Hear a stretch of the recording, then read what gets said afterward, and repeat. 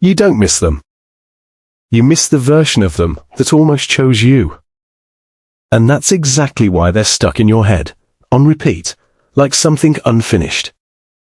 There's a psychological trap that keeps certain people impossible to forget. It has nothing to do with love, and everything to do with what your brain hates losing. I'll break it down, but first, let's make this uncomfortably real. You check your phone. Nothing. But 20 minutes ago, you were sure they'd reply. Because last night, they were all in, fast replies, jokes, energy. It felt real. Then today? Cold, distant, different person. So now your brain starts looping. Did I say something wrong? Are they losing interest? Why were they so into me yesterday? And just like that, they go from someone you like to someone you can't stop thinking about. Not because they're perfect, but because they're inconsistent. Here's the truth most people don't want to hear. You're not obsessed with them. You're addicted to the uncertainty they created. Your brain is wired to chase what it can't fully predict. It's the same reason people get hooked on gambling. Sometimes you win. Sometimes you lose. But the unpredictability, that's what traps you. When someone gives you consistent attention, your brain relaxes. But when someone gives you mixed signals, your brain goes into overdrive trying to solve the puzzle. And now, they're not a person anymore. They're a question. And your mind hates unanswered questions.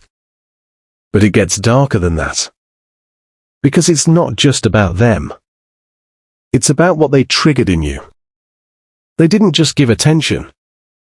They gave you a glimpse of something you wanted. Validation. Connection. Being chosen. And then they pulled it away. So now your brain isn't just chasing them. It's chasing the feeling of, what if I can get that version of them back? That's the trap. You're trying to finish a story that was never meant to have an ending. If someone is confusing you, they're not complicated. They're inconsistent. And inconsistency creates obsession, not connection. Real interest doesn't feel like anxiety. It doesn't make you overanalyze every message. It doesn't turn you into someone who keeps checking their phone, hoping for crumbs. If they wanted to be clear, they would be.